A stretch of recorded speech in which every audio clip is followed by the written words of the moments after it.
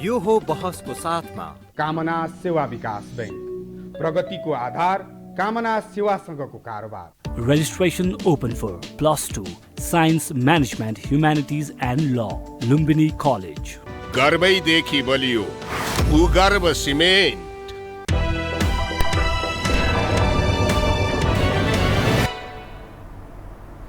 नमस्कार, यो बहसमा म यहाँहरूलाई हार्दिक स्वागत गर्दछु। जीवराम भण्डारी। आज यहाँहरू सामुने उपस्थित हुनुहुन्छ रतन भण्डारी। उहाँ सीमा अध्ययनकर्ता हुनुहुन्छ। उहाँसँग आज म सीमा मामिलामा केन्द्रित रहेर विविध सूचनाहरू आम दर्शकलाई प्रभाव गराउने प्रयत्न गर्नेछु। रतन भण्डारी को हो भन्ने एउटा सामान्य जिज्ञासा आम दर्शकको हुन सक्छ। रतन भण्डारी त्यस्तो व्यक्ति जसका महत्त्वपूर्ण 2 पुस्तक प्रकाशित भइसकेका छन्। सुस्तामा भारतीय अतिक्रमणको वास्तविकता, यो विक्रम सम्वत 2062 सालमै उहाँले प्रकाशित गर्नुभएको छ भने अतिक्रमणको चपेटामा लिम्पियाधुरा लिपुलेख विक्रम सम्वत 2073 सालमा उहाँका प्रकाशित छन्। अर्थात् नेपालको सीमाका बारेमा कहाँ के भइरहेको छ राम्रो अध्ययन उहाँले गर्नुभएको छ।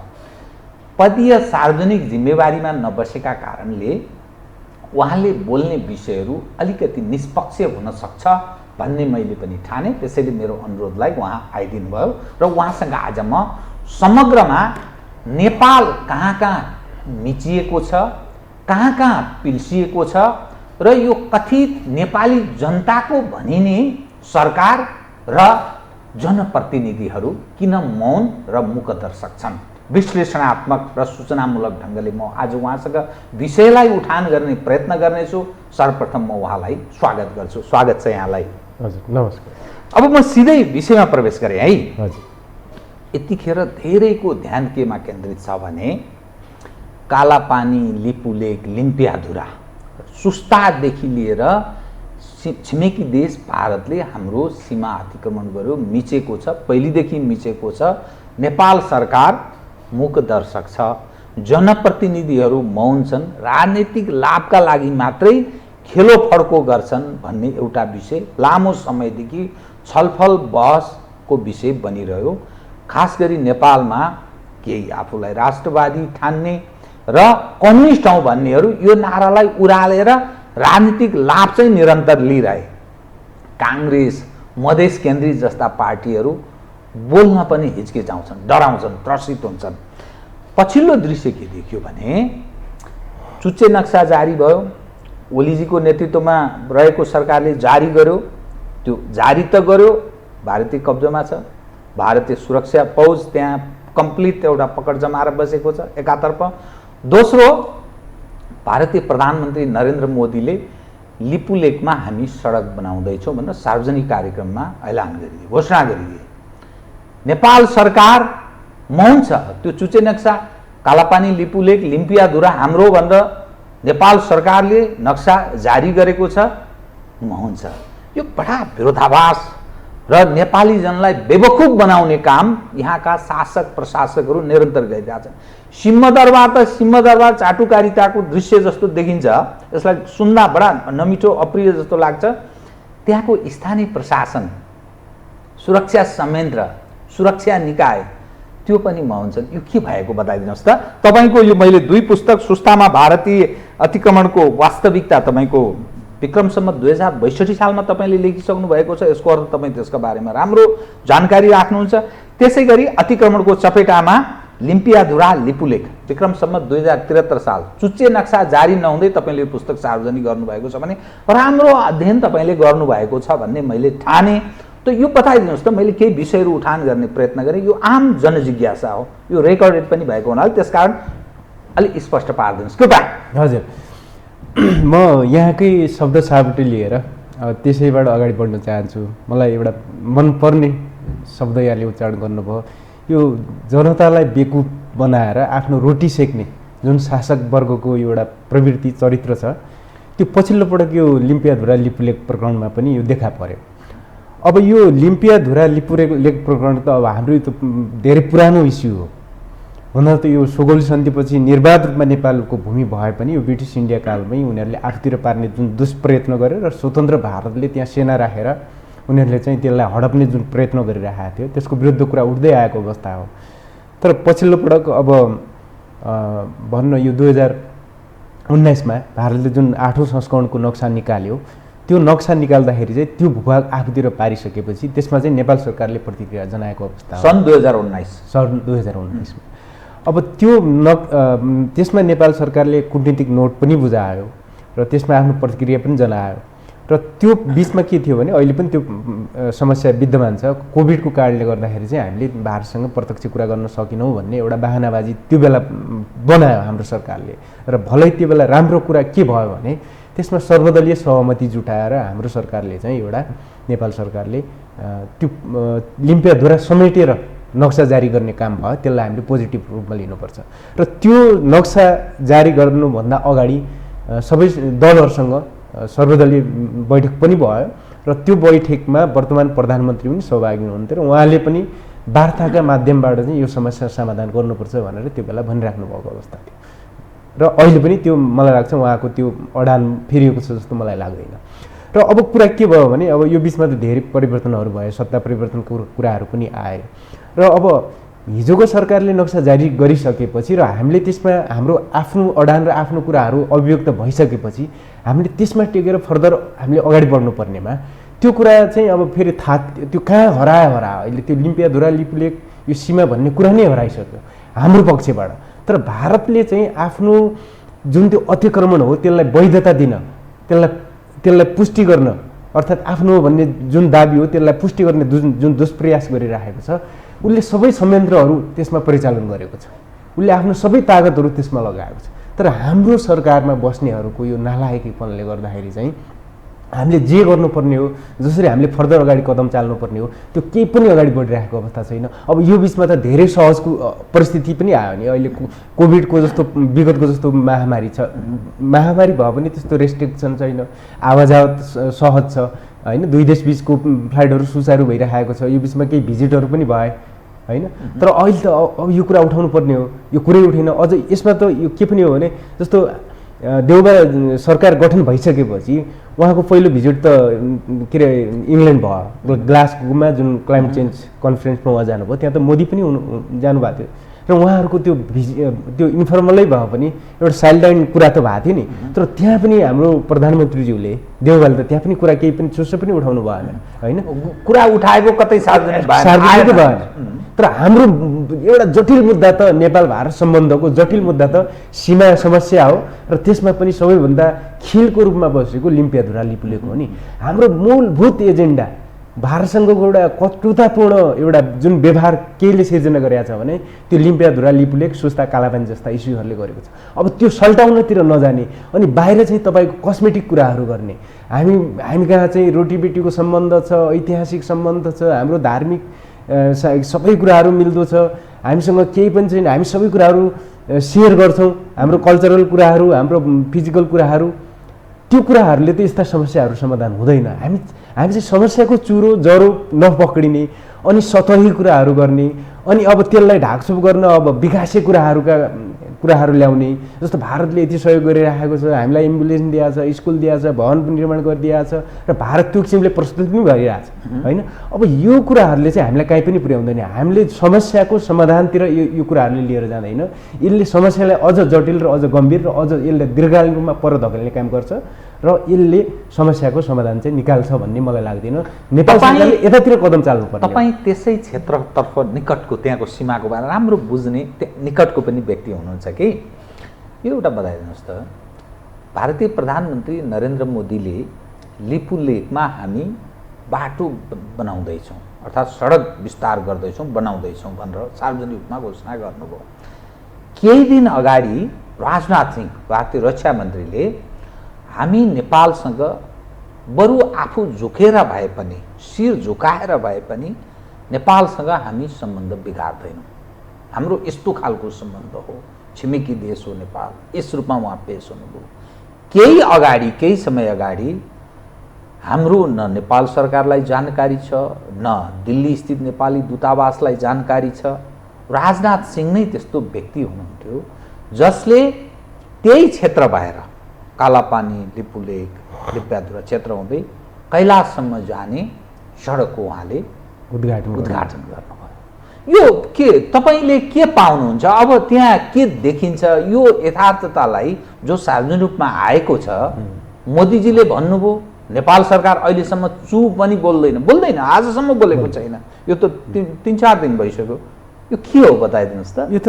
यो त नेपाल सरकारले यसमा मौनता साध्नु भनेको यो त मुलुक र जनतामाथिको ठुलो गद्दारी हो, ठुलो धोखाधडी हो र शासक वर्गहरूको एउटा नैतिकतामाथि प्रश्न उठेको अवस्था। हाम्रो भूभागमा छिमेकी मित्र राष्ट्रले हामी बाटो बनाउँदैछौँ भनेर सार्वजनिक सभामा बोल्दै हिँड्ने, त्यहाँको गृहमन्त्रीले बोल्दै हिँड्ने, प्रधानमन्त्रीले बोल्दै हिँड्ने, यातायात मन्त्रीले बोल्दै हिँड्ने, तर हाम्रा शासकहरूले त्यसमा प्रतिक्रियासम्म पनि नजनाउनु भनेको त यो त राष्ट्रिय लज्जाको विषय हो।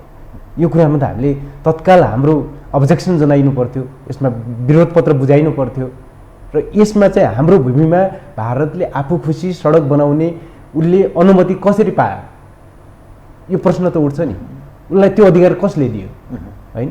तर अब यो खुलेआम यहाँले भने जस्तो अस्ति 29 गते मङ्सिरमा राजनाथ सिंहले देहरादुनमा बोलेको कुरा हो कि हामी लिम्पियाधुराबाट के अरे नेपालसँग चाहिँ यो के अरे शिर झुकाउन तयार छौँ। उहाँले भन्नुको आशय के हो भने पछि यो कुराहरू जोडिएर आए। पछि के कुरा जोडिएर आए? जस्तो मोदीजीले हामी चाहिँ मानव सरोवर हाइवे बनाउँदैछौँ अलोइदर भनेर बोलेका कुराहरू आए। उहाँले चाहिँ हल्द्वानीमा बोल्नु भएको थियो। त्यसपछि नितिन गडकरीले हाम्रो बनबासादेखि त्यहाँ 1500 किलोमिटरको दूरीमा रहेको खटीमा भन्ने सहर छ, त्यहाँको आमसभामा बोल्नुभयो। होइन। अब राजनाथ सिंह यस्तो व्यक्ति हुनुहुन्छ जसले त नेपालको विषयमा विगतका दिनहरूमा पनि विवादास्पद अभिव्यक्ति दिँदै आएको व्यक्ति हो नि। उहाँले त 1 करोड भारतीयहरू नेपालमा छन्, हाम्रो जिम्मेवारी हो भनेर त्यसरी बोल्ने मान्छे। उहाँले हामीसँग शिर झुकाएको भनेको त्यो साँच्चीकै उहाँले त्यो नेपालप्रतिको हाम्रो सार्वभौमिकतालाई सम्मान गर्ने किसिमले उहाँले शिर झुकायो होइन नि। उहाँले शिर झुकाउने हो भने त सबभन्दा पहिले त उहाँले लिम्पियाधुरा लिपुलेकमाथि जुन उहाँहरूको अतिक्रमण छ नि, त्यहाँबाट आफ्नो सेना फिर्ता लानु पऱ्यो नि। त्यो चाहिँ नेपालप्रतिको ठुलो सम्मान र त्यो चाहिँ एउटा शिर झुकाइ हुन्छ। अब आफ्नो सेना चाहिँ हुलेर नेपालभित्र हाम्रो सार्वभौमिकतामा बोट बजार्दै जाने अनि शिर झुकाउने कुरा गर्ने, अनि उहाँहरूको झुकाएको शिर चाहिँ हाम्रा लम्बसारवादी नेताहरू सरकारमा बस्नेहरू त फेरि उहाँको खुट्टामै परेको छ नि त। उहाँको शिर झुकाए पनि हाम्रो नेताको त उसमा त पर्दैन। हेर्नुहोस् हाम्रो त अवस्था त्यो छ नि त। होइन। त्यो भएर यो सबै त के हो भन्दाखेरि उहाँहरूको यो देखावटी सबै हाम्रो अघि नै भने रोटीबेटीको सम्बन्ध छ। हामी भारत चाहिँ नेपालसँग सम्बन्ध सुधार्न चाहिँ हामी शिर झुकाउन तयार, यी सबै बनावटी कुरा हुन्। उनीहरूले चाहिँ आफ्नो स्वार्थ अनुकूल चाहिँ त्यसरी आफ्नो अभिव्यक्तिहरू बेला दिने गरेको अवस्था हो। नभए अब हिजोका दिनमा राजनाथ सिंहले उद्घाटन गरेको त्यो सडक अब अहिले त यो घुमिफेर त त्यही सडकमा आएर सबै कुराहरू ठोकिनु पुग्यो नि। किनभने उहाँहरूको मनसाय त जसरी पनि त्यो लिपुलेक पासबाट उनीहरूले बनाइराखेको जुन गैरकानुनी सडक हो त्यसलाई वैधता दिने दुष्प्रयास हो, त्यसलाई चाहिँ मान्यता दिने दुष्प्रयास हो र त्यसमा चाहिँ नेपाल सरकारका हाम्रा नालायक शासकहरूको त्यसमा चाहिँ मौनता त्यसमा देखिँदाखेरि चाहिँ उनीहरू चाहिँ हौसिएको अवस्था हो। यो दुई चिज बताइदिनुहोस् त। र शासक त शासक नेपालको अब यो 12 बुँदे फेरि सम्झना 12 बुँदे दिल्ली सहमतिकै कुरा आउँछ। 12 बुँदे हुँदै नेपालको राजनीति जुन ठाउँमा प्रवेश गर्यो यी कृतज्ञ यसकारण छन् कि हामीलाई परिवर्तनमा यत्रो भारतले साथ दियो, त्यसकारण यो विरोध गर्दाखेरि हाम्रो शासन डगमगाउँछ, यो सिस्टममाथि प्रहार गर्न सक्छ। त्यसकारण भारतले जे गरे पनि ठिकै छ भन्ने दृष्टिकोण सायद शासक सत्तामा रहेको दललाई लाग्न सक्ला। प्रमुख प्रतिपक्ष पनि अब त्यो उइड्यानको मुला भएको हुनाले सायद उसलाई पनि लाग्न सक्ला। तर प्रशासन र सुरक्षा संयन्त्र स्थानीय प्रशासनमा भन्छु त्यसको बारेमा तपाईको के धारणा छ बताइदिनुहोस् त। र त्यहाँका स्थानीय जनप्रतिनिधि जो जनताबाट निर्वाचित छन् त्यस क्षेत्रका मानिसहरू किन मौन छन्? हजुर। अब यो हामीले 62-63 को परिवर्तन र त्योसँगै जोडिएको दिल्ली सम्झौताको मात्रै कुरा होइन। हाम्रो 7 सालदेखिको हिस्ट्री हेर्ने हो भने पनि सबै हाम्रो राजनीतिक मार्गचित्र कोर्ने काम चाहिँ दक्षिणबाट हुँदै आयो होइन। यो चाहिँ हाम्रो अधिकांश परिवर्तनहरूमा कथित परिवर्तन। हजुर। जस्तो 46 सालकै आन्दोलनमा पनि चन्द्रशेखरहरू त या गुलाम कुर्लिएकै हुन् होइन। त्यो भएर अब यो हाम्रा सत्ताधारीलाई हाम्रो यहाँको उनीहरूको शासनमा जुन रहने सिस्टम परिवर्तनका कुराहरू सत्तासँग जोडिएका कुराहरू छन् त्यो त एउटा खुला किताबको रूपमा छ। धेरै मान्छेहरूले त्यसमा किताब पनि लेखिसकेका छन्। अब त्यो धेरै कोट्याइराख्नुपर्ने जरुरी छ जस्तो लाग्दैन। र अर्को कुरा जस्तो सुरक्षा संयन्त्रको कुरा गर्नुभयो। अब रञ्जित रेको हास्यले आएको किताबमा पनि कति अब एकदमै त्यसमा एउटा स्वतन्त्र मुलुकको गृहमन्त्रीले गर्न नहुने उच्चारणसम्म भन्नु त्यस्तो अभिव्यक्ति काहीँ झुक्किएर पनि गर्न नहुने, तर उहाँले चाहिँ पुलिसको आइजिपी कसलाई बनाउने भनेर होइन भारतीय दूतावासमै सोध्ने गरेको जुन दृष्टान्त उहाँले पेश गर्नुभयो, यसबाट देखिन्छ हाम्रो शासक सत्ता सम्हाल्ने जुन नेतृत्वमा पुग्ने नेताहरू दलहरूको हैसियत हकीकत त्यसले पुष्टि गर्छ। अब त्यस्ता दल र नेता भएको अवस्थामा अब भारतीयहरूले त आफ्नो चलखेल सबै कुराहरू त गर्ने नै भयो। र जहाँसम्म अब स्थानीय स्तरको कुरा छ जनप्रतिनिधि र प्रशासनिक अब तपाईँको जे माथि हो त्यही तल हुने हो। अब जे माथिका नेताले निर्देशन गर्ने हो त्यही तलका नेताले मान्ने हो। जे माथिका नेताले गर्यो त्यही कुरा तलको नेताले अनुसरण गर्ने हो। किनभने उनीहरूलाई अब देशभन्दा पनि आफ्नो राजनीतिक भविष्य आफ्नो पोलिटिकल माइलेजका कुराहरू उनीहरूका पनि जोडिएका हुने भयो त्योसँग। र अब मैले सुनेअनुसार चाहिँ एउटा पछिल्लो पटक चाहिँ स्थानीय स्तरमा एउटा घातक अभ्यास चाहिँ त्यहाँ भइरहेको छ अहिले। अब त्यो अपुष्ट पुष्ट कति हो थाहा छैन, तर त्यहाँको स्थानीय बासिन्दा र म नाम चाहिँ लिन चाहन्न, एकजना पत्रकारले मलाई हिजै मात्र सेयर गरिराख्नु भएको थियो त्यहाँको स्थानीयले। अब उहाँले यति गम्भीर कुरा मलाई बताउनु भयो, मलाई थाहा छैन यो कुरा सत्य हो कि होइन, अब यसलाई स्वतन्त्र रूपले पुष्टि गर्नुपर्छ। अब भारतसँग होस् या चीनसँग हाम्रो त समुद्रीको सम्बन्ध हो, हाम्रो पञ्चशीलमा आधारित सम्बन्ध हो। म चाहिँ के भन्छु भने कुन दुवै छिमेकीसँग हाम्रो सम्बन्ध सुमधुर रहनुपर्छ। हामीले सीमा अतिक्रमणको समस्या समाधान होस्, भारतसँग हाम्रो समस्या के भन्छ सम्बन्ध सुमधुर रहोस्, त्यो त दुवै देशको हितमा हुन्छ। चीनसँग सवालमा पनि त्यही हो। तर भारतले चाहिँ अब कस्तो एउटा प्र्याक्टिस गर्दै आयो भने 62-63 अघि नै हामीले यो दिल्ली सम्झौता यो 12 बुँदे भन्दा अगाडि नै एउटा गलत प्र्याक्टिस के भयो भने तत्कालीन प्रधानमन्त्री सूर्यबहादुर थापा जब त्यो बेला सत्तामा हुनुहुन्थ्यो, उहाँले चाहिँ भारतीय दूतावासलाई 5 करोड आफू खुसी खर्च गर्ने एउटा छुट दिनुभयो। 2 करोड बाबुरामले 3 करोड थपिदिएर 5 करोड पुगेको छ भने मतलब त्यहाँबाट सुरुवात भएको। त्यसरी एउटा सूर्यबहादुरबाट सुरु भयो, बाबुराममा पुगेर 5 करोड भारतीय दूतावासले आफू खुसी खर्च गर्छ, कसैलाई सोध्नु पर्दैन। प्रोजेक्ट उनले सञ्चालन गरिरहेको छ। अब त्यसको पछाडिको उसको स्वार्थ के हो त्यो त बुझ्न सकिन्छ होइन। अब यो कुरा चाहिँ अझै हामीले विगतमा फर्किने हो भने त पहिला भारत सरकारले 7 सालको क्रान्तिपछि भनौँ न, त्यो बेला चाहिँ उसले यो सबै नेपालमा आउने सहयोग चाहिँ उसले परराष्ट्र मन्त्रालयबाट नदिएर त्यहाँको योजना आयोगबाट दिने गरेको थियो र पछि त्यसमा सुधार ल्याइएको थियो होइन। त्यो त्यसरी सुधार ल्याएको कुराहरूलाई अझ सुधार गर्दै जानुपर्ने र एउटा स्वतन्त्र मुलुकसँग गर्नुपर्ने व्यवहार हामीले कायम गर्दै जानुपर्नेमा उल्टो उनीहरूको हस्तक्षेपलाई संस्था गर्ने कामहरू यसरी हुँदै आयो। र हुँदा अहिले पछिल्लो पटक चाहिँ मैले एउटा डरलाग्दो कुरा सुने, जस्तै सुनाए। अब यो कुरा कतिको साँचो हो? अब जस्तो मैले अघि भने अब त्यहाँको जनताको मनोविज्ञान चाहिँ क्यास गर्न, त्यहाँ चाहिँ स्थानीय स्तरमा आफ्नो प्रभाव विस्तार गर्न र यो लिम्पियाद्वारा लिपुलेक प्रकरणलाई चाहिँ उनीहरूले ओझेलमा पार्न भारतीय दूतावासले त्यहाँ चाहिँ अहिले ठुलो लगानी खनाइरहेको मैले त्यो कुरा सुने। जस्तो त्यहाँको 6वटा स्कुलमा, त्यहाँको महेन्द्र मावि खलङ्गादेखि लिएर तपाईँको यो शङ्करपुर मावि पस्तीदेखि लिएर 5वटा स्कुलमा हाई स्कुल र निमावि प्राविहरूमा उनीहरूले भवन संरचनादेखि लिएर ठुलो भौतिक पूर्वाधार निर्माणमा उनीहरूले सहयोग गरिरहेको। एउटा छिमेकीले सहयोग गर्छ, भारतले गरेको छ, चीनले गरेको छ, जापानले गरेको छ, त्यसलाई हामी स्वीकार्न सक्छौँ। तर त्यही क्षेत्रमा उसले भयभरको पैसा खनाउनुको पछाडिको स्वार्थ के हो त्यो हामीले ख्याल गर्नुपर्ने हुन्छ।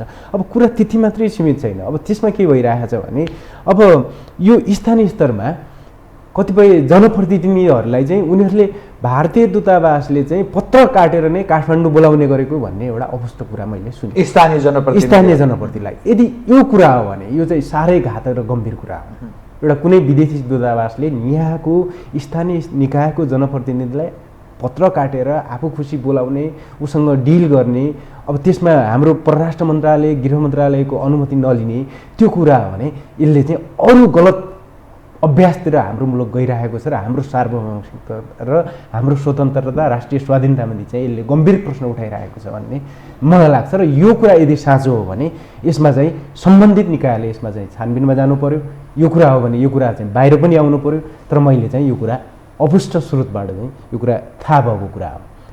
भलै यो कुरा नहोस् भन्ने चाहन्छु म चाहिँ, किनभने यो चाहिँ रङ प्र्याक्टिस हो। यो चाहिँ यो भारतको हितमा पनि होइन, यो प्र्याक्टिस चाहिँ नेपालको हितमा त हुने कुरै भएन।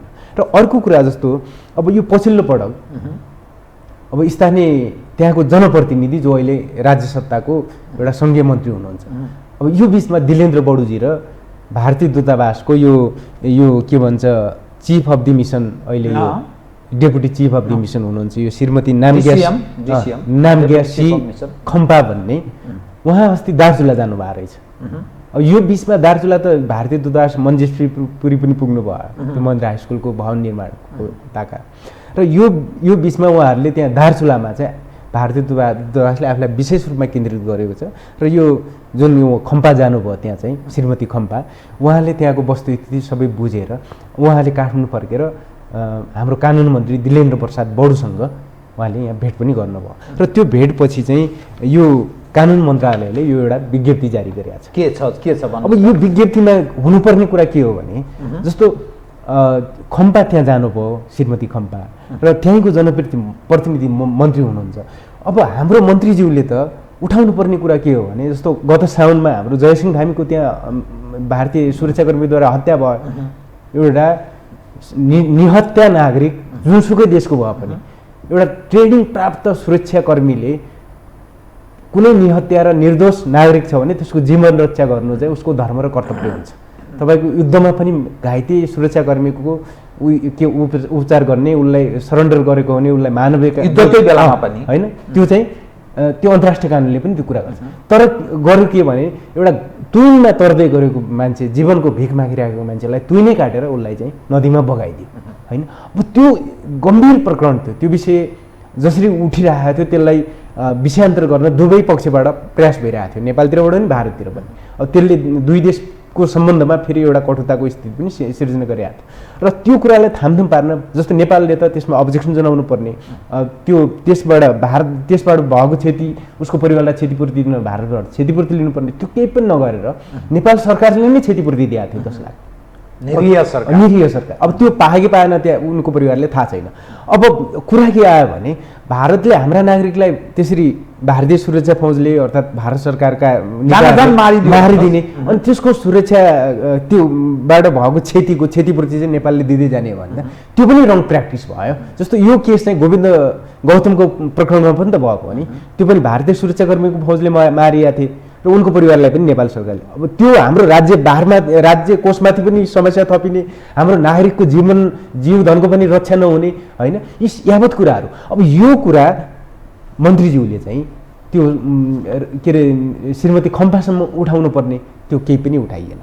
अब उहाँले चाहिँ अब भारत सरकारले नेपालको शिक्षा, स्वास्थ्य, यो पूर्वाधारमा पुर्याएको सहयोग, भूकम्पमा पुर्याएको सहयोग, कोभिडमा पुर्याएको सहयोगको लागि हामी एकदमै के अरे छौँ, अनुग्रहित छौँ, कृतज्ञ छौँ भनेर त्यो किसिमको लाचारी प्रकट गर्नुभयो। र उहाँले एउटा रेडिमेड भाषा छ नि, हाम्रो नेपाल भारत सम्बन्ध भनेपछि रोटी बेटी, अब रोटी बेटीको कुरा पनि त्यहाँ आयो, श्रीमती खम्पाले पनि त्यही कुरा दोहोऱ्याइन्, त्यहाँ नयाँ कुरा केही पनि भएन। त्यो भनेको यो पछिल्लो जुन लिपुलेक प्रकरण पछि उनीहरूले जसरी बाटो पूर्वाधार त्यहाँ निर्माण गरेर जसरी अगाडि बढिरहेका छन्, अब त्यो कुराहरूलाई उनीहरूले संस्थागत गर्दै लैजाने र यता नेपालको इस्युहरूलाई चाहिँ यसलाई डाइल्युट गर्ने, यसलाई डाइभर्स गर्ने र यसलाई डाइल्युट गर्ने, यसलाई डिले गर्ने। 2-3वटा विषय एकसँगै जोडेर म विषय उठान गर्छु है। एकपछि अर्को, जस्तो राजनाथ सिंहले हामी नेपालसँग सम्बन्ध बिगार्दैनौँ, बरु शिर झुकाएर भए पनि नेपालसँग राम्रो सम्बन्ध राख्छौँ, एक उहाँले यो भन्नुभयो। पछिल्लो एकपछि अर्को घटना घटिरहेको छ।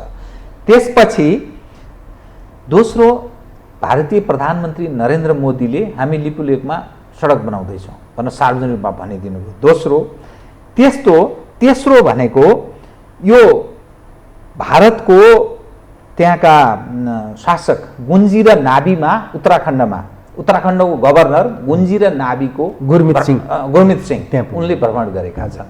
नेपाल सरकारलाई कुनै जानकारी छैन र जानकारी भयो भने पनि खास मौनता छ। यो सबै दृश्य हेर्दा अर्कोतर्फ फेरि नामखामा, हुम्लाको नामखामा चीनसँग हाम्रो सीमा विवाद छ भन्ने कुरा यो सरकारको पालामा इस्टाब्लिस गर्ने प्रयत्न भयो। यो सबै एकपछि अर्को घटना जोडेर ल्याउँदा नि एमसीसी को एकातर्फ समस्या छ, नेपाली सोसाइटी विभाजित छ, अमेरिकनहरू बहुत सक्रिय छन्, चिनियाहरू त्यत्तिकै सक्रिय भएर आएका छन्, शान्त कूटनीतिमा विश्वास गर्छ चीन भनेर भनिन्थ्यो। राजदूत हौ याङ्ची सबैको घर घरमा पुगेर नेताहरूलाई बुजुर्ग गर्न थालेकी छिन्। अर्कातर्फ अमेरिकनहरू सारा हर क्षेत्रमा फन्डिङ गरिरहेछन्, मिडिया सारा उनीहरूको फेभरमा देखिन्छ। वेस्टर्न फन्डेड छ मिडियाहरू, त्यो ओपन सेक्रेट भइसक्यो, कुनै त्यो लुकाउनु पर्ने विषय छैन। भारतीयहरूको यो छ, हाम्रा शासकहरू मौन मुखदर्शक लाचार छाया जस्तो देखिन्छ। यो एकपछि अर्को भइरहेको घटनाले के सङ्केत गर्छ? तपाईँ एउटा सीमाका सम्बन्धमा राम्रो अध्ययन गरेको, यत्रो पुस्तक पनि प्रकाशित गरेको र नेपालको आन्तरिक राजनीतिलाई पनि बुझ्ने मानिस भएको हुनाले यो एकपछि अर्को घटनाको सङ्केत बताइदिनु त।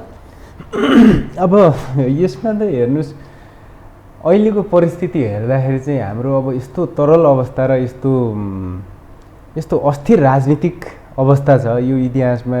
जस्तो हुन त बौद्धकालमा पनि 26 वर्षमा 27वटा सरकारहरू फेरिएको अवस्था हो र मलाई लाग्छ गणतन्त्र काल आइपुग्दाखेरि पनि हामी त्यो नीतिबाट पर जान सकेनौँ। र यस्तो अवस्थामा विदेशीले त आफ्नो चलखेल र आफ्नो स्वार्थअनुसारको काम त गर्ने नै भए। र म चाहिँ यसमा के भन्छु भने, जति पनि देशको नाम लिनु हो यहाँले, म नामै उच्चारण पनि गर्न सक्छु, त्यति मात्रै देश छैन, अरू पनि देशहरू यसमा जोडिया छन्, उनीहरूको पनि चलखेल छ यहाँ। र मलाई के लाग्छ भने, म ती मुलुकहरूको भन्दा पनि हाम्रो मुलुकको दोष देख्छु, हाम्रो सरकारको दोष देख्छु। किनभने कुनै पनि मुलुकले आफ्नो स्वार्थ रक्षाका लागि त उसले त प्रयत्न गर्छ नि त। जस्तो लिम्पियाधुरा लिपुलेक प्रकरणमा भारतले आफ्नो स्वार्थको लागि काम गरिरहेछ। उसको देशको कोणबाट हेर्दाखेरि ठिक हो होइन। अब चिनियाहरूको पनि त्यो ठिक हो, अमेरिकनहरूको पनि ठिक हो, जापानिजहरूको होला, बेलायतीहरूको होला, अस्ट्रेलियनहरूको होला, उनीहरूको कोणबाट त हरेक मुलुकले त आफ्नो स्वार्थअनुसारको रणनीति हुन्छ, विदेश नीति हुन्छ, कूटनीति हुन्छ, त्यो अनुसार प्रस्तुत हुनु त त्यो उनीहरूको त्यो त स्वाभाविक कुरा हो। तर त्यो उनीहरूको स्वार्थलाई यहाँ जेरिन दिने या हुलिन दिने कि नदिने, त्यो त हाम्रो आफ्नो पनि त राष्ट्रिय स्वार्थ होला नि त। हाम्रो सत्तामा बसेका मान्छेहरूले त त्यो कुरा हेर्नुपर्ने होला नि त। खै त त्यसमा बहस छैन, छलफल छैन, त्यसमा सर्वदलीय सहमति छैन। आज एउटा सरकार आउँछ, एउटाको प्रोजेक्ट लिएर ओके भनिदिन्छ, भोलि अर्को आउँछ त्यसले विरोध गर्छ, पछि त्यो विरोध गर्ने फेरि समर्थन गरिरहेको हुन्छ। अब यसले त के भयो भने एउटा अन्तर्राष्ट्रिय समुदायमा हाम्रो विश्वसनीयतामाथि प्रश्न उठ्ने भयो होइन। हाम्रो एउटा अडान हुनु पर्यो, हाम्रो स्वार्थमा कुनै फन्डिङ, बाह्य फन्डिङ त्यो छैन भने, त्यसलाई नो हो भने त्यो जुनसुकै सरकार आए पनि हामीले नो भन्न सक्नु पर्यो। अब यहाँ एउटा पार्टी फेरिने बित्तिकै कसैले ल्याउने, कसैले नल्याउने, कसैले हुनुपर्छ भन्ने, कसैले, यो कुराहरूले चाहिँ हामीलाई काहीँ पनि पुर्याउँछ जस्तो लाग्दैन। यसले हाम्रो अन्तर्राष्ट्रिय स्तरमा हाम्रो जुन उचाइ हो त्यसलाई चाहिँ बढाउँदैन, त्यसलाई खस्काउँदै घटाउँदै लैजान्छ जस्तो मलाई लाग्छ। र जहाँसम्म अब यो चीनसँग सीमा जोडिएको कुरा पनि गर्नुभयो, अब यो नाम खाएको कुरा, यो लिम्बीको कुरा जुन आयो, यो मलाई के लाग्छ भने, अब नेपाल भारतको त्यो लिम्पियाधुरा लिपुलेकको जुन हामीले नक्सा जारी गरिसकेपछि त्यसलाई त्यो इस्युलाई चाहिँ डाइल्युट गर्न भारतले अनेक प्रयत्न र त्यसमा उसले अनेक संयन्त्रहरू प्रयोग गरेको थियो। त्यसमा गर्न हुने नहुने कुराहरू त्यसमा मिडियामा आएका थिए। अब त्यही बेला पनि के गरिरहेको थियो भने, त्यो नक्सा जारी भइसकेपछि जेठमा नक्सा जारी भयो 77मा, असारमै कुरा ल्याइदियो भने ओहो यो गोर्खाको तेघा र रुई भन्ने दुईवटा गाउँ त चीनले 9 सालसम्म हामीले तिर्दै गरेका थियौँ, 15-16 सालसम्म, यो अहिले त चीनले लगेछ भनेर ठुला यो नाम कहलिएका इतिहासकारहरूले अहिले पनि उहाँहरूले दाबी गर्दै आउनु भएको छ। त्यो समाचार बाहिर आयो र त्यो राष्ट्रिय मिडिया ब्रोडसिटहरूले नै त्यो समाचार छाप्यो। त्यो समाचार छापेपछि हामीले पनि हेऱ्यौँ, ओहो त्यो कुरा त हाम्रो 1960मा चीनसँग बिपी कोइराला प्राइम मिनिस्टर हुँदाखेरि चीनमा पहिलो हाम्रो सीमा सम्झौता भयो र 61मा दोस्रो सम्झौता भएको थियो। त्यो दोस्रो सम्झौता हुँदाखेरि चाहिँ हामीले चीनसँगको सीमा विवाद चाहिँ 32 ठाउँमा थियो र त्यो विवाद सल्टाउने गरी हामीले सहमति गरिसकेका थियौँ। र त्यो सहमतिको क्रममा चाहिँ हाम्रो धेरै ठाउँमा हाम्रो ल्यान्ड चाहिँ एक्सचेन्ज भएको थियो। जस्तो नेपाली गाउँहरू पनि चीनतिर, चिनिया गाउँहरू पनि नेपालतिर। अब त्यसरी गाउँ साटिँदाखेरि चाहिँ त्यो दुईपक्षीय सहमतिको आधारमा त्यो जुन साटिएका गाउँका बासिन्दाले जुन देशको नागरिकता पनि रोज्न पाउने त्यसमा 61 र 62मा चाहिँ त्यो हामीले सम्झौतामा त्यो हस्ताक्षर गरेका थियौँ, जुन देशको नागरिकता लिए पनि त्यो लिन पाउने। अब त्यो क्रममा चाहिँ लिमेर के भन्छ, यो तेघा र रुईका बासिन्दा चाहिँ चीनतिर जान चाहेनन्, हामी यतै बस्छौँ नेपालमा भने, र त्यो भूमि चाहिँ चीनतिर पर्न गयो, बासिन्दा नेपालतिर।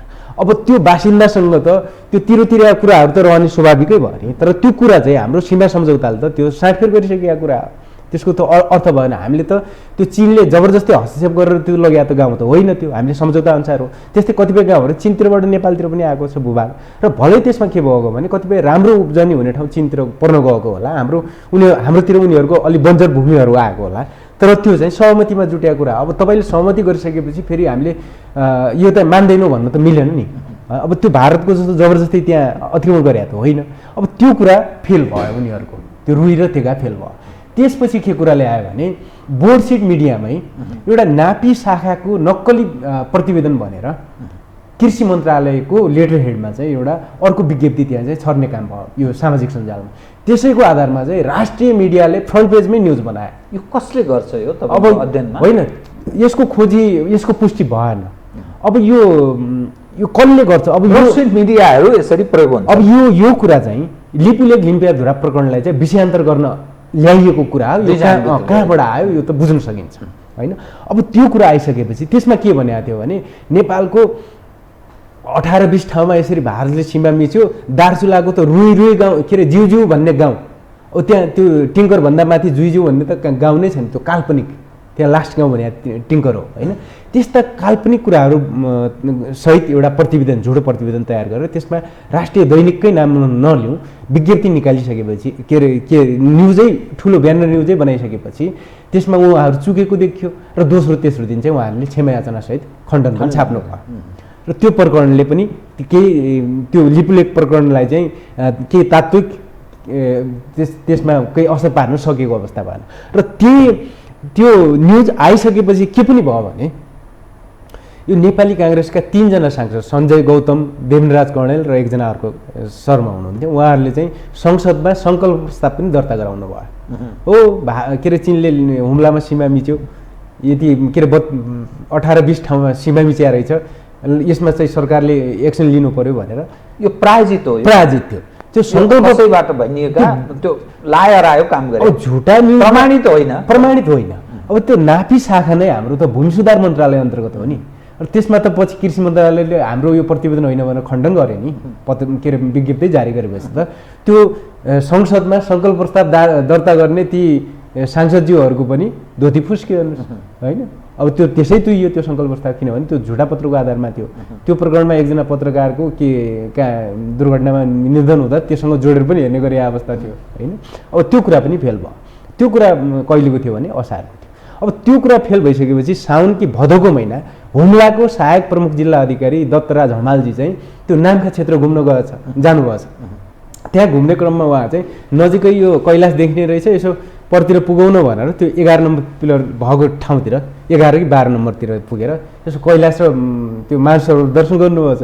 र फर्केर आइसकेपछि उहाँले सदरमुकाममा ओहो त्यहाँ त स्थानीयका अनुसार त्यहाँ चाहिँ 10-12वटा घर बनाएको रहेछ चीनले सीमा मिचेर भनेर उहाँले त्यो कुरा पहिलोपटक भनिदिनु भयो। र त्यही कुरा उहाँले यो त्यहाँको गाउँपालिका अध्यक्ष विष्णुबहादुर लामा उहाँको भनाइ पनि आयो त्यो विषयमा।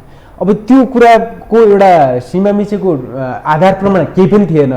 अब त्यो एउटा सहायक सिडियो घुम्न गएको थिएँ, उहाँले यसो उछाल दिएको थिए, त्यो त्यसै भनिदिएको थिए, त्यो कुरा आयो बाहिर आयो। त्यसपछि त्यो कुरालाई कसले क्यास गर्यो भने नेपाली काङ्ग्रेसले। त्यो बेला ओलीजीको सरकार थियो क्यारे। अनि त्यो कुरा चाहिँ त्यहाँको स्थानीय नेता जीवनबहादुर साईले पक्रिनु भयो त्यो बुदा, त्यो के अरे त्यो प्रकरण चाहिँ। अनि त्यसपछि उहाँमा राष्ट्रवाद जाग्यो र उहाँको राष्ट्रवादले के गर्यो भने ल 11 नम्बर पिलर हरायो भनेर उहाँहरू चाहिँ त्यो प्रचारमा लाग्नुभयो, त्यो खोजीमा पनि लाग्नुभयो। त्यसपछि त्यो 11 नम्बर पिलर प्रकरण हराएको कुरा 2-4 दिनमै फेरि ओझेलमा पर्यो, किनभने ल 11 नम्बर पिलर त भेटियो भन्ने कुरा आयो, उहाँहरूले नै भेट्नुभएछ। अब त्यसले पनि लिम्पियाधुरालाई केही असर गरेन। अब फेरि त त्यो त जारी राख्नु पऱ्यो नि, फेरि 12 नम्बर पिलरतिर लाग्यो। अब 12 नम्बर पिलर त चीनले आफैले बनाएर रहेछ भने। अब जबकि हाम्रो नापी विभागको र हाम्रो गृह मन्त्रालयको टोलीले गएर त्यो 63 सालमा त्यो पिलर चाहिँ रिपेयर गरे रहेछ। भलै त्यो चाइनिजहरूले चाहिँ त्यो थोरै डेन्टिङ पेन्टिङ गरे रहेछ। अब त्यो फेरिने कुरा होइन, त्यो पिलर चाहिँ रिलोकेसन गर्न सकिने कुरा होइन, किनभने त्यो अलरेडी त्यो कति अक्षांश कति देशान्तरमा राख्ने कुरा त्यो फिक्स हुन्छ, त्यो लिखदममा पनि हुन्छ, अन द स्पट पनि हुन्छ, र त्यसको तल चुम्बकीय बेरिङ पनि राखेको हुन्छ, पत्ता लाग्छ चुम्बकीय बेरिङ पनि हुन्छ। अब त्यो कुरा सबै कुराहरू त अब त्यो त्यो 12 नम्बर पनि फेरिएपछि अब फेरि साइजी चाहिँ जिपिएस लिएर जानुभएको छ त्यहाँ। ओहो जिपिएसले हाम्रो जिपिएसले त यो 2 किलोमिटर पर नेपाली सीमा देखाउँछ, यो त मिचिया रहेछ भनेर त्यसमा चिनिया प्रतिक्रिया पनि आएको थियो। चिनिया दूतावासले चाहिँ त्यसमा हाम्रो के अरे भूभागमा बनाएको हाम्रो त्यसमा अतिक्रमणमा पारिया छैन, हाम्रो त कुनै पनि त्यस्तो काम भएको छैन। यदि त्यस्तो हो भने हामी संयुक्त समिति बनाऊ र त्यसलाई छानबिन गरौँ भनेर उहाँहरूको प्रतिक्रिया आयो। तर सरकारले त्यो पनि गरेन। पछि के भयो भने अब त्यो कुरा ग्लोबल टाइम्स चाइनिज मिडियाहरूमा पनि आयो र त्यो नेपाली काङ्ग्रेसलाई त पत्रै लेखेर बिपी कोइरालाको पालामा हामीले यसरी सोल्टाएको इस्यु चाहिँ तिमीहरूको नेता जीवन बहादुर शाहले किन यसरी उचालिरहेछ भनेर एउटा जिम्मेवार पार्टीको किसिमले उनीहरूले त्यसरी पत्र नै पठाएको कुरा पनि मिडियामा आयो। तर काङ्ग्रेसले चाहिँ त्यसमा एउटा म्याचुरिटी भन्दा पनि म यहाँ फेरि चिनले मिच्या छ र त्यसको बचाउ गरिरहेको छैन, मिचिया छ भने भारत चीन जसको मिचिया कुरा पनि हामीले उजागर गर्नुपर्छ। तर त्यसको म वास्तविकता यहाँ बताउँदैछु, कति बेलाले यसलाई फेरि गलत कोणबाट व्याख्या गर्नलाई भनेर मैले यो कुरा भनेको। अब जिपिएसले लगेर त्यहाँ देखाए के अरे नाप्ने कुरा पनि गरे। त्यसपछि अब जीवन बहादुर शाहजीले त त्यसमा के पनि भन्नुभयो भने यदि चीनले मिचेको छैन भने म राजनीतिबाटै सन्यास लिन्छु। उहाँले खुल्याम मसँग वक्तव्य छ यहाँ। जीवन बहादुर शाहजी अहिले कर्णाली प्रदेशको मुख्यमन्त्री अझै कुरा छ होइन, म केन्द्रीय सदस्यबाटै राजीनामा दिन्छु भन्नु हो। अब त्यसमा विश्व प्रकाशजीलाई पनि राष्ट्रवाद जागा कि राष्ट्रियता जागा थियो। उहाँले चाहिँ कम्युनिस्ट प्रकाश भनेको काङ्ग्रेसको झापाको नेता हुनुहुन्छ, अहिले महामन्त्री हुनुहुन्छ के अरे। उहाँले चाहिँ कम्युनिस्ट सरकारले लुकायो, प्रतिवेदन लुकायो, यो चीनले सीमा मिचेको कुराहरू लुकायो, किनभने त्यो हाम्रो परराष्ट्र मन्त्रालयले पनि सीमा मिचिया छैन भन्ने कुरा विज्ञप्ति मार्फत जानकारी गराएको थियो। अब त्यसपछि फेरि त्यहाँ एउटा छानबिन समिति त्यहाँको प्रमुख जिल्ला अधिकारी चिरञ्जीवी गिरीको नेतृत्वमा गएको थियो। त्यो गिरी प्रतिवेदन नआउँदै जीवन बहादुर शाहले आफ्नो प्रतिक्रिया दिइसकेका थिए त्यहाँ सीमा मिचिया छ भनेर।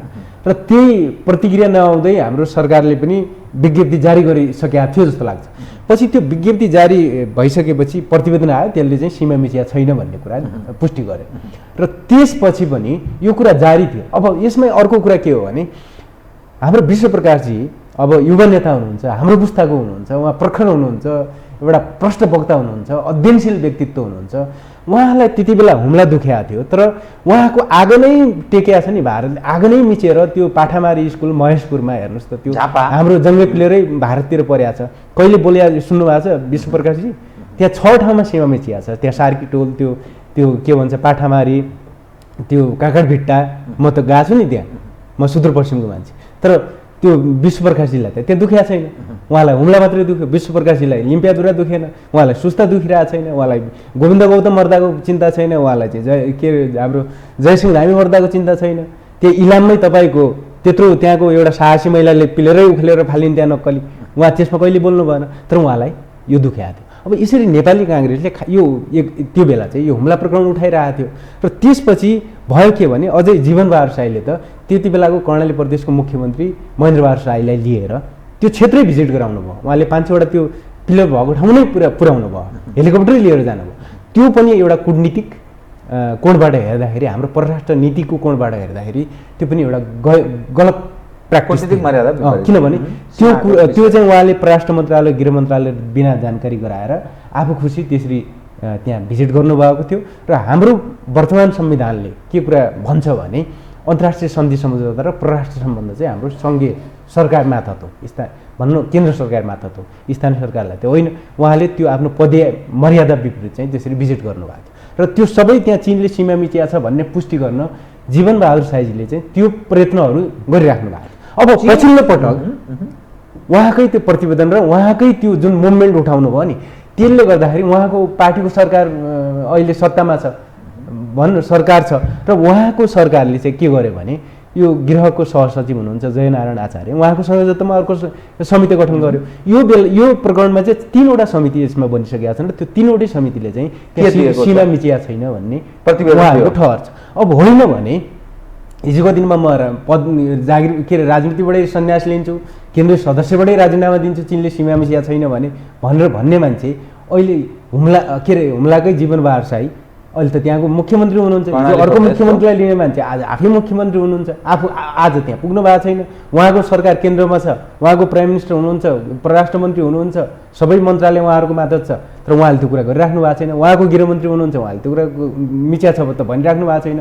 र त्यो प्रतिवेदनले मिच्या छ भन्ने कुरा यदि पुष्टि गरेको हुन्थ्यो भने त त्यो मिडियामा आइसक्थ्यो, त्यो त आएन होइन। अब अहिले जीवनबहादुर साईले मैले यो नेपालखबर.com भन्नेमा के पढ्यो भने अनि खै त तपाईँले त हिजो सीमा मिच्या भन्नुहुन्थ्यो, अहिले के भयो भन्दाखेरि चाहिँ होइन हाम्रो त त्यो जिपिएस पुरानो परेछ त्यसले धोका दियो भनिराख्नु भएको छ। जिपिएसले धोका जिपिएसले त्यो भएर यो नेपाली काङ्ग्रेसका नेताहरूको नक्कली जिपिएसले ल्याएको तरङ्ग मात्रै थियो त्यो लिमी प्रकरण। अब तपाईँ दुई विषयको जवाफ दिनुहोस्। हुम्लाको त्यो नामखामा मात्रै एउटा विषय चीनले मिचेको छैन भन्ने स्थिति छ कि देशव्यापी नै उत्तरी खण्डमा चीनले हाम्रो कतै सीमा मिचेको छैन, के स्थिति छ? तपाईँ सीमाको राम्रो अध्ययन गरेको मानिस भएको हुनाले चीनको सवालमा के छ भन्नुहुन्छ नेपाल चीन सीमामा? अब नेपाल चीन सीमाको मलाई लाग्छ एक ठाउँमा प्राविधिक त्रुटिवश एउटा पिलर, कुन ठाउँ? यो दोलखाको लामा बगरमा एउटा 57 नम्बरको पिलर चाहिँ त्यो चाहिँ हाम्रो सीमाङ्कनको बेला रङ ठाउँमा राख्दाखेरि चाहिँ त्यसमा विवाद देखिएको त्यो प्राविधिक विवाद मात्रै हो र त्यसमा चाहिँ चीन सरकारले हामी यसलाई सच्याउँछौँ सल्टाउँछौँ भनेको छ। यो चाहिँ नेपाली र नेपाली प्राविधिकहरूकै त्यो त्रुटिको कारणले हो भन्ने उनीहरूको भनाइ छ। र हाम्रो सगरमाथाको उचाइको विवाद थियो, त्यो हामीले दुवै देशका राष्ट्रपतिहरूले त्यसलाई सम्बोधन गरेर त्यसलाई हामीले सुल्झाइसके अवस्था छ। र त्यो बाहेक अरूतिर विवाद छ जस्तो लाग्दैन। र अर्को गोर्खाको दुईवटा सीमा पिलर चाहिँ त्यो भौगोलिक कठिनाइका कारणले गर्दाखेरि चाहिँ त्यो राख्न नसकेको, त्यहाँ चाहिँ स्टोन मार्क मात्रै गरिएको र त्यो सीमा नराखेको होइन कि त्यो ठाउँमा पहरा भएर त्यो भिरमा हेलिकप्टर पनि जान नसकिने भएर त्यो चाहिँ खालि मार्क मात्रै गरेको अवस्था छ, त्यो मिचिएको होइन। त्यही भएर त्यो विवाद छैन। र जहाँसम्म यो लिपु लेकमा चिनिया जोडेर आउने कुरा छ, अब त्यो विषयमा पनि चिनिया राजदूत हावाङछीले यो बिचमा चाहिँ म डेट त ठ्याक्क भन्दिनँ तर नयाँ पत्रिकामा उहाँको एउटा इन्टरभ्यू आएको थियो। उहाँले के भन्नुभएको छ भने हामीले लिपु लेकमा चाहिँ भारतसँग नेपालको सार्वभौमिकतामाथि आघात पुग्ने गरिकन सम्झौता गरे होइनौँ, त्रिदेशीय हुनुपर्ने दुई देशीय कसरी भयो भन्ने प्रश्न। त्यसमा चाहिँ उहाँले के भन्नुभएको छ भने त्यो सीमा क्षेत्रका बासिन्दालाई ओहोर दोहोरको सुविधा लागि हामीले एउटा प्रारम्भिक केही त्यस्तो सम्झौता भएको छ र त्यो नेपालको सार्वभौमिकतामाथि त्यसले प्रश्न उठाउने गरिकन हामीले त्यसमा हस्ताक्षर गरेका छैनौँ। यदि चिनिया पक्षबाट त्यस्तो त्रुटि भएको छ भने हामी त्यसलाई सच्याउन तयार छौँ भने उहाँले त्यसरी भन्नुभयो। अब यो चीनको सवाल हो। अर्को छिमेकी देश भारत, टोटलमा मेचीदेखि महाकालीसम्मको त्यो कति ठाउँमा नेपाल र भारत बीच सीमा समस्या छ? अब यहाँ विभिन्न विज्ञ विशेषज्ञहरूको आफ्नै छ। कसैले 60 क्षेत्रमा भनिरहेका छन्, कसैले 70 भन्दैछन्, कसैले 71 भन्दैछन्। मलाई भने त्यो 72 स्थानभन्दा कम ठाउँमा विवाद छ जस्तो लाग्दैन, किनभने नेपाल भारतको सीमा क्षेत्रको 72वटा ठाउँमा चाहिँ यो सीमा विवाद छ, लिम्पियाधुरादेखि लिएर तपाईँको ताप्लेजुङसम्म। अब यसमा सबैभन्दा जटिल भनेको चाहिँ सुस्ता र यो लिम्पियाधुरा क्षेत्र भयो र अर्को कञ्चनपुर प्यारा जुन पुनर्वासको कुराहरू भयो, यो तिलाठीको कुराहरू भयो, यो छपकैयाको कुराहरू भयो, तपाईँको मानेभन्ज्याङकै कुराहरू भयो, महेशपुरकै कुराहरू भयो। यो धेरै ठाउँमा चाहिँ हाम्रो अहिले पनि समस्या छ। तर यो समस्या त्यहाँ हुँदाहुँदै पनि हाम्रा राष्ट्रवादी सरकार भनिनेहरूले पनि जस्तो विगतकै यो लिम्पियाधुरा लिपुलेकको नक्सा निकाल्दाखेरि पनि अहिले नाम चलेका सीमाविदहरूले ओहो लिपुलेक र अब यो लिम्पियाधुरा र कालापानी बाहेक सबै समस्या हाम्रो समाधान भइसक्यो भनेर लेखेका छन्, बोलेका छन्, तपाईँको कार्यक्रममा बोलेका छन्। तर हाम्रो त्यो समस्या अहिले पनि जिउका थियौँ छ। अझै कतिपय ती सीमाविदले त केही अब पदमा हुँदा त यो किताबमा हेर्नुहोस्, यो किताबमा यो के सम्झौता घातक सम्झौतामा हस्ताक्षर गरेका रहेछन् भने यो नेपाल भारतको यो बोर्डर पिलरहरू जुन जङ्गबहादुरको पछि हाम्रो सीमाङ्कनको बेला गाडियो र त्यसमा कर्णेल सिद्धिमान सिंह राजभण्डारी जो देशभक्त नागरिक हुनुहुन्थ्यो, उहाँको प्रयत्नमा हाम्रो सीमा स्तम्भ गाड्ने काम भएको थियो।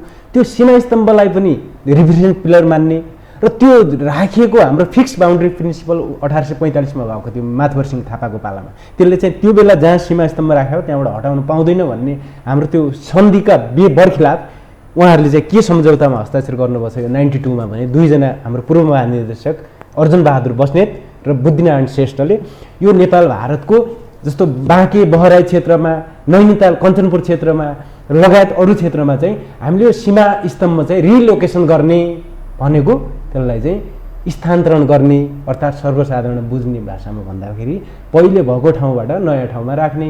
अब त्यसरी त्यो हामीले सही गरिसकेपछि भारतले के गर्यो, पहिले भएको ठाउँबाट सीमा स्तम्भ उखेल्दै नेपालतिर सार्दै गर्दा गर्दै अहिले 72-74 ठाउँभन्दा बढी स्थानमा भारतले त्यसरी सीमा मिचेको अवस्था छ। अब तपाईसँग म 2-3 वटा एकदम संक्षिप्तमा छोटकरीमा बताइदिनु होला। नेपालमा जे जस्ता शासक छन्, जे जस्ता प्रशासक छन्, यो देश नेपाल छ र उनीहरूले गरी खाने, ठगी खाने या जे नाममा भए पनि खान पाएका छन्। त एउटा व्यक्ति, एउटा प्रशासक, एउटा राजनीति गरेर गरी खाइरहेको मानिस, यी देशको आधारमा गरी खाइरहेको मानिस कसरी के चिजले त्यो आफ्नो देशमाथि गद्दारी गर्ने अवस्थामा प्रवेश गर्छ र सम्पूर्ण संयन्त्र, मात्र राजनैतिक होइन, सुरक्षा संयन्त्र, प्रशासनिक संयन्त्र, परराष्ट्रसँग सम्बन्धित संयन्त्र, एज अ होलमा राज्यको सम्पूर्ण संयन्त्र चुँ पनि बोल्दैन, मौन रहन्छ, मूकदर्शक रहन्छ र सारा समस्यालाई अन्यत्र मोड्ने प्रयत्न गर्छ। यो के चिजले प्रभाव पार्छ? अब यसमा त हेर्नुहोस्, यो लोकपाप र मान्छेको आर्थिक प्रलोभनै हो जस्तो मलाई लाग्छ। किनभने आज नेपालमा भ्रष्टाचारले सीमा नागेको छ। यस्तो अवस्था कहिले थिएन। हेर्नुहोस्, दिनहुँ तपाईँको भगेरे टाउके अक्षरले राष्ट्रिय बोर्ड सिटका के अरे फ्रन्ट पेजहरू चाहिँ रङ्गिएका छ। के समाचार छ त्यसमा? तपाईँले आज यो ठाउँमा पुल उद्घाटन भयो, अर्थात् बन्यो, त्यहाँका जनतालाई यति सुविधा भयो, यो ठाउँमा भवन बन्यो, स्कुल बन्यो, हस्पिटल बन्यो, त्यस्तो समाचार आइरहेको छैन। यति भ्रष्टाचार, बतासले यहाँ लग्यो, अर्को सुमार्गीले यहाँ लगे, अर्को के अरे यो के अरे पर्साईले यो गरे, यो 70 करोड यो आयो, के कुन चाहिँ इच्छाराम के तामाङले चाहिँ यो गरे, यस्तो आइरहेको छ नि। कर्मचारी तन्त्रमा पनि छ त्यो। हिजो मात्रै पढाएको थिएँ, एकजना के 22 ठाउँमा सहसचिव कि उपसचिव जस्तो मान्छेले 22 ठाउँमा सम्पत्ति राखेको, कतिवटा ब्याङ्कमा सम्पत्ति थुपारेको कुराहरू, यो त प्रतिनिधि कुरा मात्रै हो नि। यो सम्पूर्ण तपाईँले भित्र पस्ने हो भने त यस्ता कुराहरू त कति छन्। कति तपाईँको न्यायालयमा भ्रष्टाचार छ, मालपुतमा भ्रष्टाचार छ, भूमि सुधारमा भ्रष्टाचार छ, तपाईँको सरकारी अड्डा अदालतमा भ्रष्टाचार छ, सबैभन्दा बढी भ्रष्टाचार अब न्यायमा छ, अझ सबैभन्दा बढी भ्रष्टाचार सुरक्षा निकायमा छ। यो कुरा त आउँदैन। आज सबैभन्दा ठुला नाम भनौँ न, ठुलो पदाधिकारी, पूर्व पदाधिकारीहरू कोही आज जेलमा छन् र भ्रष्टाचारको बात लागेका छन् भने त्यो कहाँ छन्? त्यो त सुरक्षा निकायमा छन्। सशस्त्रमा हेर्नुहोस्, सबै आइजिपीहरू डामिया छन् अधिकांश। तपाईँको नेपाल प्रहरीमा हेर्नुहोस्, सेनाको हालत पनि त्यही छ होइन, गुप्तचरको पनि त्यही होला। त्यो भएर यो सबै कुराहरू त यो के हो भन्दाखेरि मान्छेको आर्थिक प्रलोभन। अब सबैलाई यो के अरे छात्रवृत्ति चाहिने, आफ्ना छोराछोरीलाई भारतमा पढाउन, अर्थात् अरू मित्र राष्ट्रमा पढाउन, त्यो प्रलोभनमा पर्ने। अब कसैलाई अब त्यो भन्न अब आर्थिक रूपमै केही लाभ हानिका कुराहरू होलान् होइन। नभए त यस्ता राष्ट्रघाती, एउटा राष्ट्र मुलुकको हितमा काम गर्छु भनेर कसम खाएको एउटा कर्मचारीले यस्तो नेपालको पक्षमा उसले स्ट्यान्ड लिने हो कि भारतले लाभ हुने गरिकन उसले चाहिँ सम्झौता गर्ने? अब त्यो पनि नेपाली जनता, हजुर, जो जनप्रतिनिधि भनिन्छ नि, नेपाली जनताले चयन गरेर त्यो स्थान प्राप्त गरेको व्यक्ति मुलुकप्रति गद्दारी गरिरहेको छ। त्यो नेपाली जनता त्यो बुझ्दैनन् भोलिका दिनमा र सहजै जितिन्छ भन्ने जो मान्यता राख्छ नि। यसो हेर्दाखेरि फलाना पार्टी, ढिस्काना पार्टी, काङ्ग्रेस अनि कम्युनिस्ट, यही त हो नि। कि काङ्ग्रेस बिग्रे कि कम्युनिस्टले खाने हो, कम्युनिस्ट बिग्रे काङ्ग्रेसले। अनि यो एज अ होलमा जो दृश्य देखिन्छ नि, यसको अर्थ त अब सबै सामेल छन्। अब यो के हुन्छ त बताइदिनुहोस् त? त्यही त विकल्प मानिसका सामुन्ने केही छैन कि अर्को उथल पुथलको तपाईँ सम्भावना देख्नुहुन्छ? अब यहाँ त के भयो भने नेता र दल मात्रै बाँडिया छैन, यहाँ त जनता पनि विभाजित छन्। अब भन्दा अप्रिय लाग्ला तर जनता पनि लोभी पापी छन्। हेर्नुहोस्, आज तिनै भ्रष्ट पार्टीहरूलाई होइन, जो भ्रष्टाचारमा मुचिया छन्, त्यही मान्छेहरूलाई बोकेर नेता जनताले साथ दिएपछि त नेतृत्व त झन् भ्रष्ट हुने भयो नि। जनतालाई पनि एउटा सही नेतृत्व चयन गर्ने, जसले गलत काम गरेको त्यसलाई भोट नदिने, त्यो प्रवृत्ति त जनतामा पनि देखिएन। त्यो खालको चेतना भएन। तर त्यो सबै काम बिगारिराखेको छ लोकपापले। मान्छे प्रलोभनमा यसरी फसिराखेको छ। अब सीमित मैले सबै जनतालाई त्यो भनिरहेको छैन, मैले सबै कर्मचारीलाई पनि त्यो भनिरहेको छैन, मैले सबै राजनीतिक दललाई पनि भनिरहेको छैन, सबै नेतालाई पनि भनिरहेको छैन। कोही इमान्दार नेता पनि हुनुहुन्छ जो उहाँ आज पनि सडकमा हुनुहुन्छ, कोही इमान्दार कर्मचारी पनि हुनुहुन्छ, उहाँको हबीगत हामीले देखाएको छौँ, उहाँलाई जीवन धान्न पनि गाह्रो छ। तर आज सुब्बा खड्दारको पनि हेर्नुहोस् त काठमाडौँ महल र तपाईँको गाडी कसरी। त्यो भएर यस्ता कुराहरूले चाहिँ यो लोभ पाप प्रलोभनले काम गर्ने जुन प्रवृत्ति र मनोवृत्ति देखियो, अब यसमा त विदेशीहरूले चाहिँ आफ्नो स्वार्थ अनुकूलको एजेन्डाहरू हुन्न त, अब त्यो संयन्त्र त्यो च्यानलहरूलाई त प्रयोग गर्नै भयो। तपाईँसँग म कार्यक्रमको अन्त्यमा आएँ कि कुनै चिज यस्तो चिज मसँग छ अथवा बताउनु जरुरी थियो जो छुट्यो भन्ने केही लाग्छ? आज तपाईँ र म यो जसरी बहस गऱ्यौँ, खास गरी राष्ट्रियताको सवालमा, सीमा अतिक्रमणको सवाल, हाम्रा शासकहरूको नालायकीपन, शासक प्रशासन सम्पूर्णको जो नालायकीपनको बारेमा उजागर गर्ने प्रयत्न गर्दैछौँ, केही चिज छुट्यो चाहिँ तपाईँलाई लाग्छ? अब यसमा होइन, मूलभूत कुराहरू त सबै यो आइहाल्यो। यो समग्र अब यो 1 घन्टाको कार्यक्रममा मुलुकमा त यस्तो त हरेक क्षेत्र आज प्यारालाइज छ, हरेक क्षेत्र आज तपाईँको भन्नु यो हाम्रो गर्व गर्ने पर्ने एउटा कुनै त्यस्तो क्षेत्र नै छैन नेपालसँग, रहेन क्षेत्र रहेन, संयन्त्र रहेन।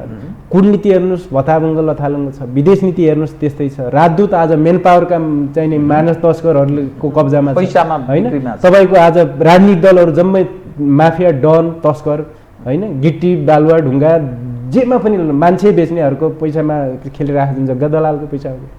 अनि यसले चाहिँ भोलि हाम्रो मुलुकलाई कहाँ पुर्याउला भन्ने चाहिँ मेरो चिन्ता र चासोको विषय हो। यसले चाहिँ हामी कहीँ पनि धन्यवाद छ। धन्यवाद।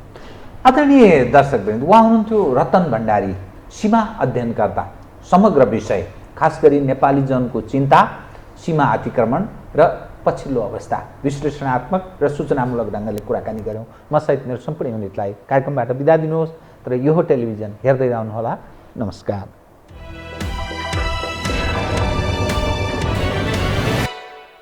यो हो बहसको साथमा कामना सेवा विकास बैंक, प्रगतिको आधार कामना सेवासँगको कारोबार।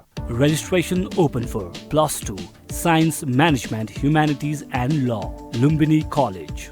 गर्वैदेखि बलियो भूगर्भ सिमेन्ट